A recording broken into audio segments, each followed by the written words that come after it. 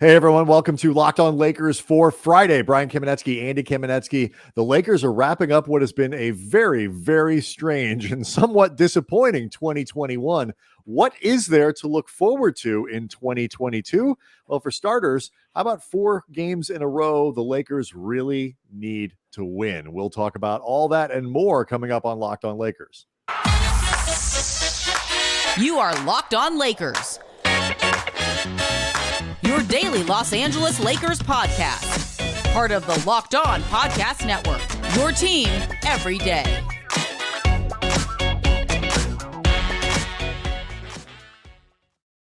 Thank everybody for making Locked On Lakers your first listen of every day, Monday through Friday. We get this thing up bright and early, so no matter where you are, how you listen to your podcast, where you take it in, you can you have fresh Lakers stuff to go ahead and listen to. We also want to let you know that today's episode of Locked On Lakers is brought to you by Prize Picks.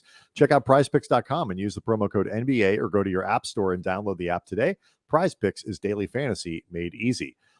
So Andy, we're going to talk about 2021 as a basketball year. It has not been particularly kind to the Lakers. No, it has bridged 2 seasons, one that was definitely disappointing, one that seems to be moving in the direction of disappointment. But neither was boring. So a lot happened. A lot there is to look back on. I can't say I'm having fun, but I definitely have not been bored. I'm not bored. No, I sometimes wish I was a little bit more bored. Things would be going more smoothly. So we'll get into some of that. We'll also talk about things that are making us a little optimistic. Andy, it's a new year. We're turning a page. Let's start the new year with some optimism. So we will make sure to finish this show on an optimistic note, stuff that we believe is at least somewhat promising for the Lakers as they head into 22. But let's start actually with what's right in front of us. The upcoming schedule, Andy. It seems like we're sort of in this perpetual cycle now with the Lakers at 17-19 after the very disappointing loss Wednesday night in Memphis. They now enter a part of the schedule that, for very different reasons than we thought at the beginning of the season, becomes very important. Friday night, New Year's Eve, at home against Portland, a struggling Blazers team, missing important players, 13-21, lost 8 of 10, one of the worst teams in the conference. Then they get the Timberwolves at home on Sunday, a team that has beaten the crap out of them twice. The Kings at home, and the Hawks at home. The Hawks a week from Friday. So those are 4 games that are important in the standings, Andy, and important because the opponents are extremely beatable. Yeah, these are all teams below 500. These are all teams that have been dealing with different degrees of either adversity, underperformance, disappointment. The Atlanta Hawks were one of the all of the above. Yeah, I mean, the Hawks were one of the great stories of last year. A team that, even if you thought, okay, maybe they're a little bit out ahead of their skis, in terms of getting to the Eastern Conference Finals, this is a team that is definitely moving in the right direction, even if there's a little bit of regression. 15-29, that is not a little bit of regression.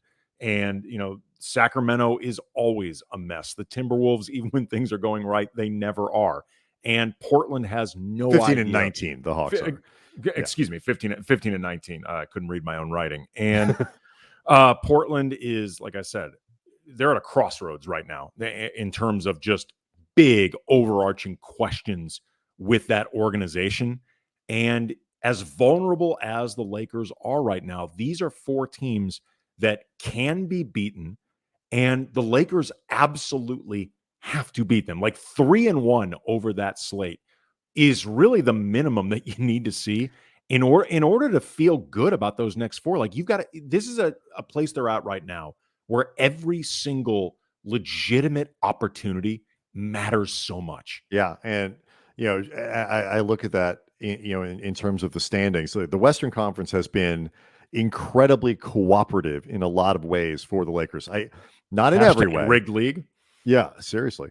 Not in every way possible or every way available, but you got to maintain some appearances, Brian. It can't be that obvious. Right. After Wednesday's game, the Lakers fell 5 games behind the Grizzlies for the 4 spot. So, catching Memphis, assuming the Grizzlies don't just fall apart, and I don't think they will. I think they're a good team.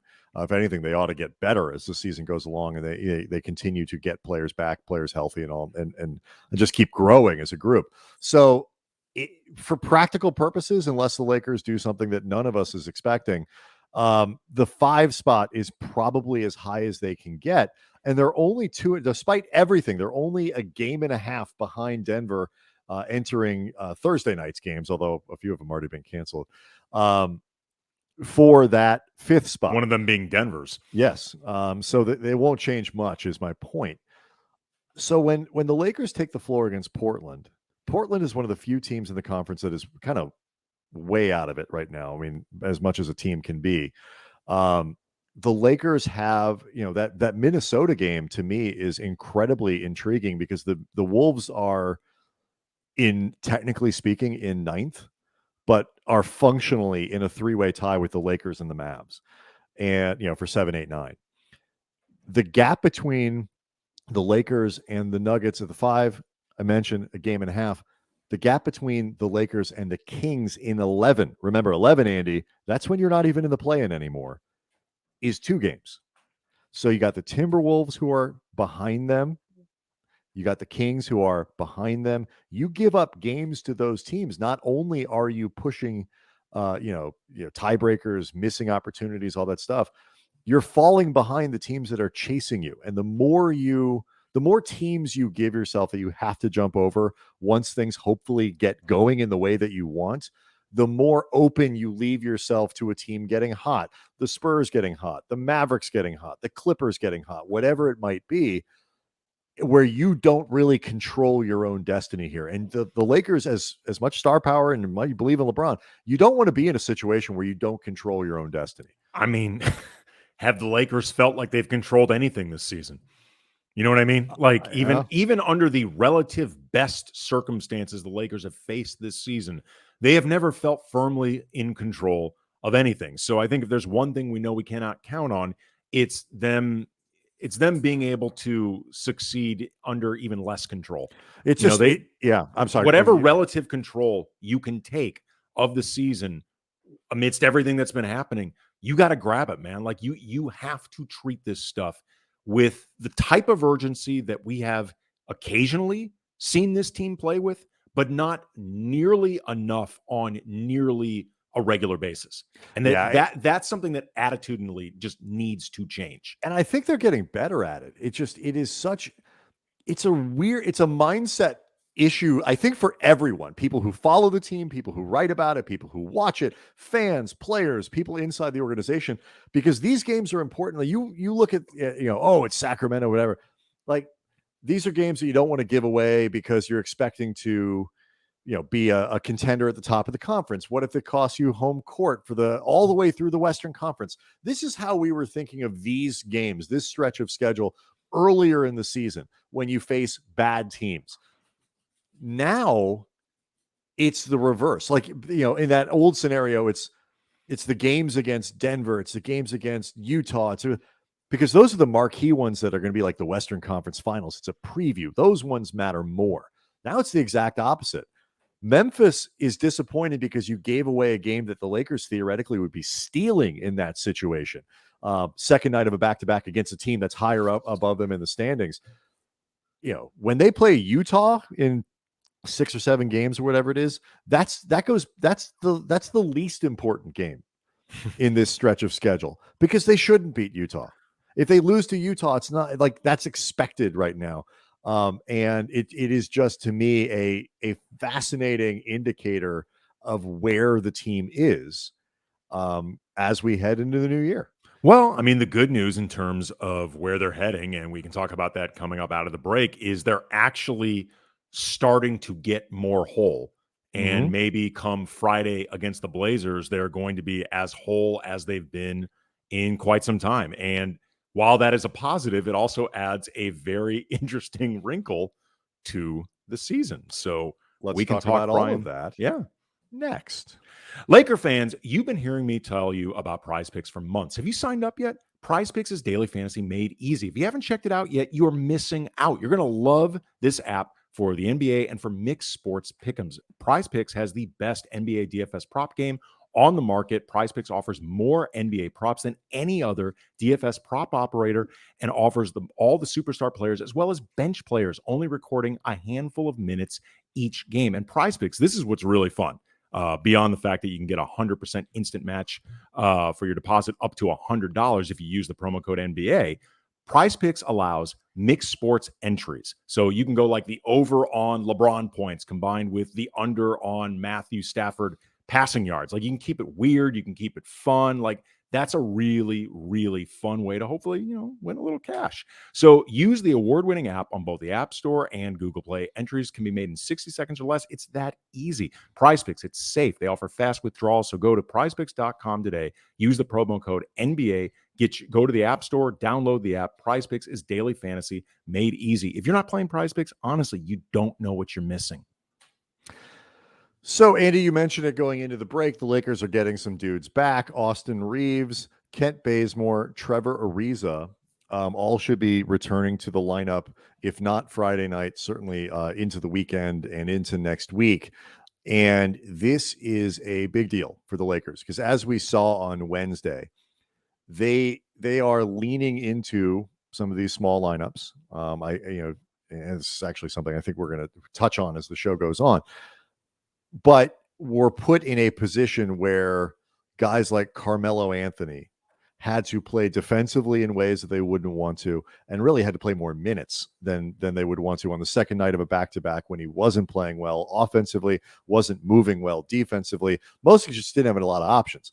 When you have Reeves available, when you have Bazemore available, particularly when you have Ariza available, you have much more flexibility in how you can deploy lineups, what you can do, the defensive combinations you can have. And I think a guy like Reeves is a perfect piece of connective tissue that can make someone like Stanley Johnson better because you don't have Johnson and, say, Dwight on the floor at the same time. Two kind of negative offensive players, but also somebody like Monk better because he can help the broader defensive integrity, which is not Monk's strong suit. So you keep that offense on the floor.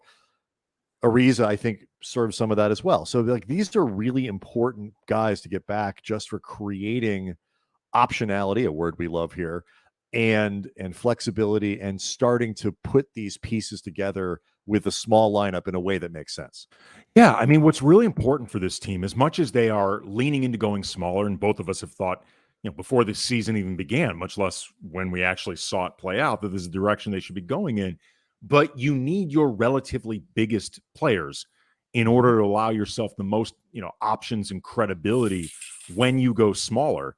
And they've been too small for their own good to really try to do this thing that they want to do. Obviously, the biggest piece in all of this is Anthony Davis, because that unlocks the best version of themselves. Sure. Going small ball. But at the same time, even without Anthony Davis, and even without, even with all the imperfections that come with going small with Anthony Davis shelved, they're still better than what we've seen trying to go relatively bigger with Dwight Howard, with DeAndre Jordan. I mean, both of those guys, to be totally honest, and this has become, I think, sort of an under-talked part of this season because there's been so much other stuff to keep up with.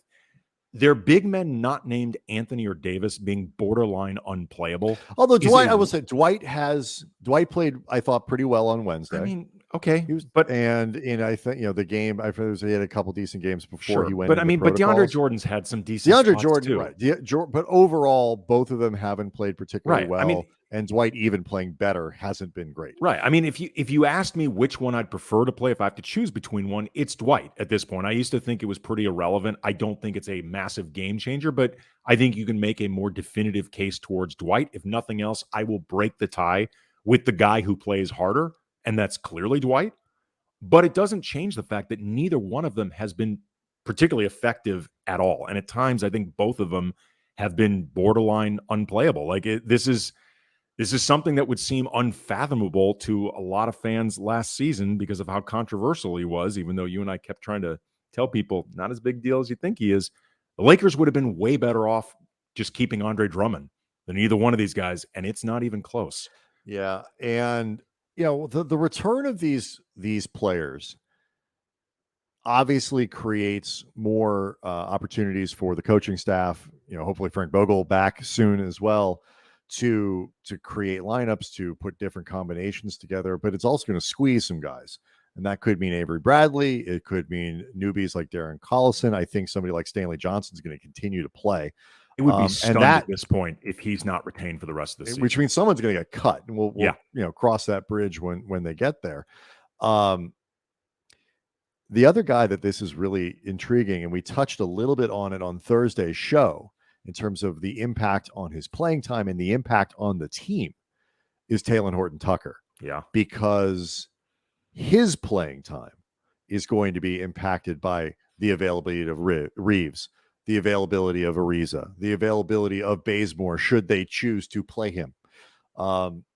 Johnson eats into THT's potential floor time, and he played under 20 minutes. THT did against Memphis. So it's already happening before these dudes come back.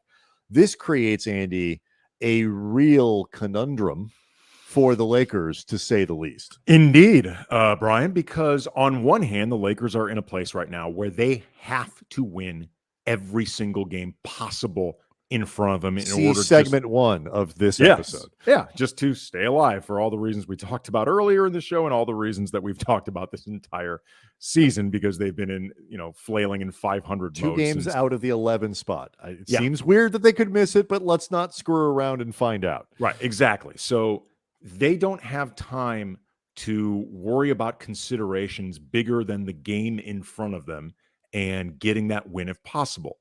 However, if they want to even try to make a move of any real significance at the deadline, Talen Horton-Tucker is their theoretically, and I would say actually, best trade asset that they have. And he has underperformed to this point.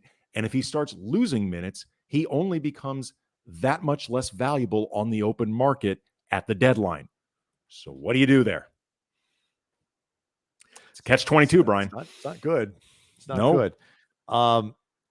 They need him playing in order to showcase him. Right. If there were 7 or 8 games over 500, or 6 games over 500, or not 2 games under 500, you could give THT some extra minutes, or you could be like, you know what? It's okay. We can, this turned into more of a development year, but the team's rolling. Right. We're doing okay and all that. We still believe him. It's a 3-year deal. He's 21 now. It's our money. We can do with it whatever the hell we want. Right. And it's fine. It's like we are not panicking. Nobody else needs to. But they are in that strange spot. And I for one, don't think that they're going to be in position really to make a deal, because Jeremy Grant, for example, I think can attract something better, even if you think THT is good.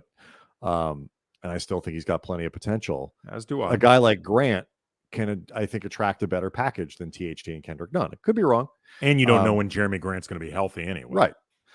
But whoever it might be, the other GMs around the league just have to be just bananas about THT. Take him out of the deal. Now you don't have enough salary. It's like, do you love Kendrick Nunn that much? And if you have a player that's really helpful to a team that only makes $5 million, $6 million, $7 million, they're not going to trade that guy. Just put that out of your mind. You also got to really love Kendrick Nunn. Like your entire house has to be filled with. You want to have 1 million of Kendrick Nunn's babies. Yeah. Your entire house has to be decorated with Kendrick Nunn fatheads because he has not played this season. Like, you got to love a guy to really want him that badly. Nunn stands. As the main part of the deal, because again, he has not played yet. So another fascinating wrinkle that, is indicative of where things are and how ugly it is, but still fascinating nonetheless, facing the Lakers and THT and Frank Vogel and crew as we head into the new year and players become more available. Andy, though, for our last segment of 2021, let's look back at the year. Mm-hmm. It's been a weird one, but let's look forward with optimism. Yes. To 2022. We're going to ring in the new year feeling good about the Lakers and ourselves and all of you people listening. We're going to go, was it over when the Germans bombed Pearl Harbor? No. We're here for you, and we'll do it next. Locked On Lakers brought to you by Built Bar. It's the new year, and that means New Year's resolutions. One of them is feeling good about the Lakers, which requires a lot of resolve.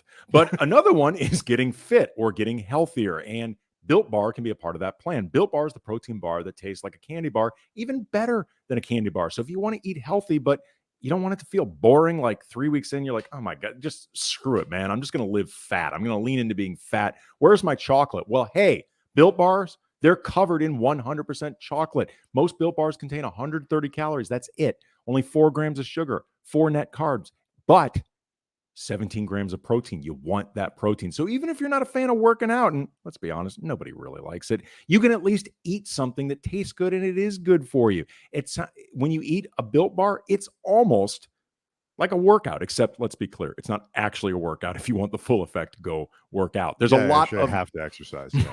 Yes. I want to make sure we don't get Built Bar sued. Fitness not included. Yes, Built Bar is not an actual substitute for a workout. We're going to hear from somebody who ate 500 Built Bars a day and somehow is not in the best shape of his life. But they got great flavors like coconut almond, peanut butter brownie, raspberry, cookies and cream, mint brownies. So go to built.com, use the promo code LOCKED15, get 15% off your first order. Again, LOCKED15, 15% off at built.com.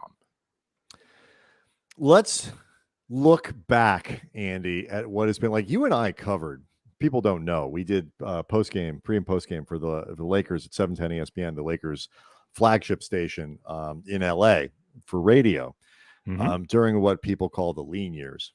I still don't think there's been a calendar year that's been more disappointing than this one. Yeah. Just because of the expectations. And last year, the thing went off the rails for reasons that were explainable, but still disappointing. This year, they've gone off the rails for reasons that were anticipatable, but disappointing. And some things that nobody could have predicted. But man, this last calendar year has not been good for the Lakers. You know what? It's something that has not been talked about, I think, a whole lot, Brian. The entire LeBron Lakers era has been really, really weird. At times good, at times bad, at times chaotic, at times, very sad. But it's been all over the place, like all over the map in ways that are just kind of hard to wrap your head around. Like before we did this show, I just started off the top of my head making a list of all the weird stuff that has happened with LeBron as part of the Lakers, just like the entire spectrum of things that the franchise has dealt with, gone through, all of that, good, bad, sad. The Luke Walton, will he or will he not get fired saga. Oh, yeah. The Anthony Davis, will they or will they not trade for him at the deadline saga, where the entire team was being publicly dangled out there for Anthony Davis in an ugly stalemate ultimately between Dell Demps and Magic Johnson. Story time with Rob Pelinka. Every time something would go bad, Rob would go out there, tell us some fable. I miss story time with Rob. Yeah. Remember the people in the trolleys, Andy? Oh, yeah. Remember the trolley people? Yeah. Yes. He used the story of the trolley to explain why they didn't do anything better at the deadline, or the things they did do, like trade Zubats for Mike Muscala. Magic's surprise resignation, Luke eventually getting fired, the bleep show process of hiring Frank Vogel, including requiring that Jason Kidd lurk over his shoulder as his potential replacement. Chinagate in the preseason of the 2019-2020 season, which affected both the Lakers because they were in China. LeBron, you're going chronologically through the LeBron era. We just got into that season. I know. Oh my goodness. No. The 2020 I know, Brian. The 2020 team hitting the ground running in amazing ways, like one of the best chemistries you and I have ever been around. Like that team was an absolute pleasure to be around and to cover. Obviously, Kobe Bryant's death, which is something the organization still feels and is still, I think, frankly, processing. Darren Collison gate. Will he or will he not join the team, including the very public outing sitting courtside with Jeannie? They got him. Took a couple of years in a pandemic. They got him. It's all good. Speaking of which, COVID and the pandemic. Yeah. The bubble. Last offseason, team overhaul 1.0. bringing in a lot of dudes with very strong personalities. Dennis Schroeder, Montrezl Harrell, Marc Gasol. Dennis Schroeder and his multiple cases of COVID, not COVID. Andre Drummond gate. Team overhaul 2.0, which includes obviously trading half the team for Russell Westbrook, then letting Alex Caruso walk. Now, obviously, everybody in the protocols this year. And then finally, the last thing I could think of besides some of the stuff that we've just discussed to death, LeBron's weird one-sided feud with Enes Kanter Freedom.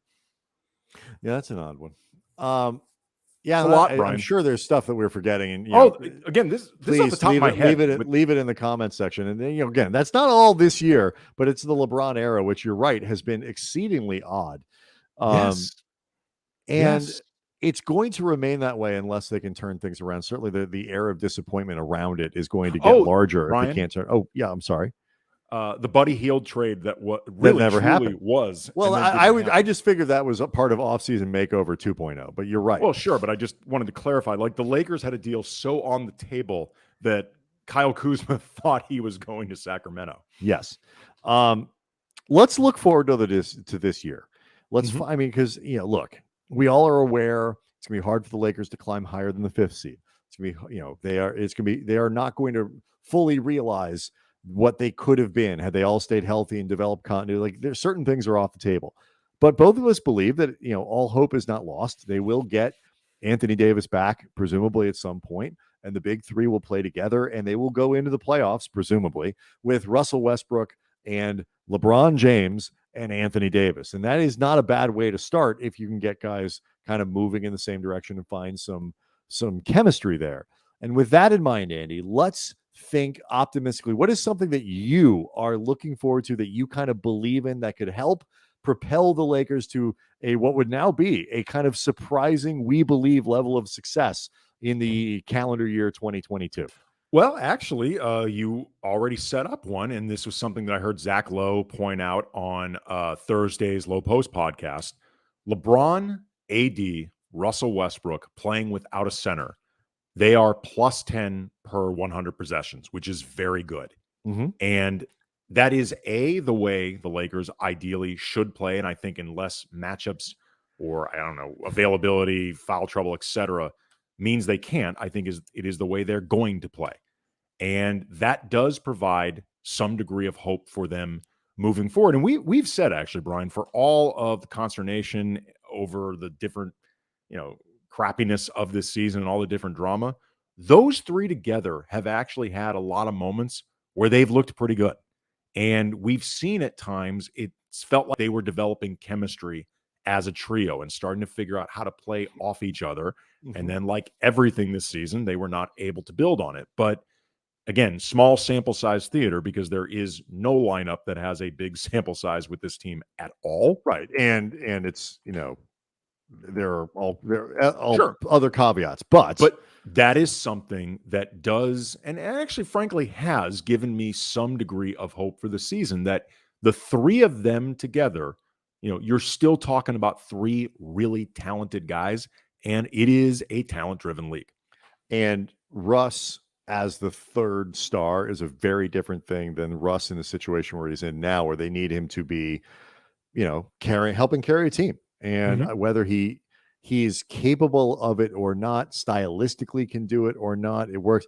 It's not ideal. He is, if he's your third best player and playing in that kind of responsible way, good shot selection, not too crazy with the turnover, stuff like that, that's a different deal than the second best player, particularly when the on a team like the Lakers, where there's such a disparity between the third and the fourth best players on this roster, when everybody's available.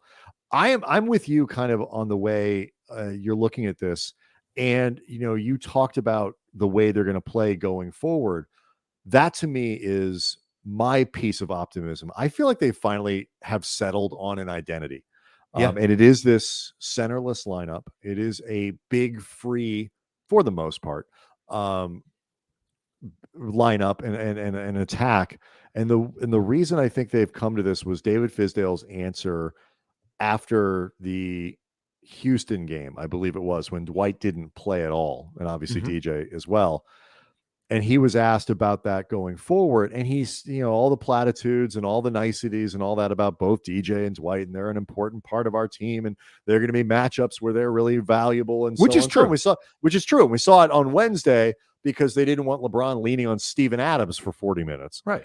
But that answer told me that, yeah, this is how we're going to play. And once we get Reeves back and Ariza and Bazemore, if they choose to play him, and whoever else, and now you add Stanley Johnson to that mix, who fills a defensive role that will be critical and can be balanced by better offensive players. They've got an identity. Part of the problem this year, I think, Andy, is they haven't kind of figured out what they are, and for better or for worse, now I think they know, and they can start to design and scheme based on that. Better or worse, but at least you know what you are. And I think that makes a big difference. And it's something that makes me optimistic for, going into 22 for the rest of the season. One more element that I would say gives me some reason for optimism is just Stanley Johnson, period. Just having him on this roster. And I want to make it clear, I think he's been very good to begin the season. I think he's always been a good defender. He's not like defensive player of the year caliber, all defense, because if that were the case, I don't care what his offensive shortcomings are. He wouldn't be struggling to stay in the league. He'd been in the league. Anybody that good defensively will always have a job. Matisse Thybulle is going to be in the league for a long time because while he's not a great offensive player, he is insanely good on defense. And Stanley Johnson is not at that level. I just want to make sure that we're keeping these expectations clear. However, he is a good defender. He's a very willing, energetic defender. From what we've seen so far, some propensity for foul trouble aside, and probably some of this is just sort of catching up to everybody else, catching up to his teammates, probably being a little excited at his opportunity. You watch him with rotations and stuff. I think with things like that, he's actually a pretty smart defender, but he literally is something they have not had, which is a true wing defender, like a true guy that you look at and say, all right, that's a small forward. That is a guy that can guard along the wings, guard down a little bit, guard up a little bit, and he's, fit, not fit wise, but type wise, body type wise. That's him. And the Lakers have not had frankly, they haven't had anybody like that. The closest thing they had was Trevor Ariza, who is not perfect for that and also is 37. Well, I was going to say, forget this season. I was going to say they haven't had anybody like that the last few years. Yeah. Even the year they won the championship, they were kind of cheating with Danny Green. That's not really what he is, and he would give up a lot of size. Stanley Johnson will not give up size. Nope. In his strength. Very strong guy. So I agree with you there. And I will say this, and Pete Zayas at Laker Film Room on Twitter and the podcast as well noted that while he is not a great offensive player, not a good shooter, now because again, if he was, he'd be in the league and the Lakers couldn't have access to him. He's not a bad passer. He can put the ball on the floor a little bit and all that. So he's got some of those ancillaries. He's not going to screw up your offense in a way that other total offensive negatives might. He is not a scorer, he's not a shooter, but he is capable in other ways of keeping an offense moving. I was going to say doesn't have to be a negative in that way. I was going to say, so yeah, I agree. It's good. What we've seen so far, again, he's not a great offensive player, but he does seem pretty decisive in terms of whatever he's going to do with the ball. None of which is ever hang on to it that long. Yep. But he doesn't seem ill at ease when the ball comes to him. So, the Lakers have been, and LeBron are very good at making sure guys are not asked to do things that are outside their lane. Kentavious Caldwell-Pope, I think is always been the avatar for that. Yeah. So we'll see how it goes with Stanley Johnson, and be shocked if he wasn't on this team for the rest of the year. We are looking forward to a more pleasant 2022. Thanks to everyone for all the support over the course of this year. We really appreciate you as you've kind of stuck with us and grown the show as we took it over near the end of last year and last season, I should say. So we're looking forward to a great next season. So next year, year, you all know what I mean. And we'll see everybody on Monday. Happy New Year. Have a good New Year. Be safe. Don't be amateurs out there.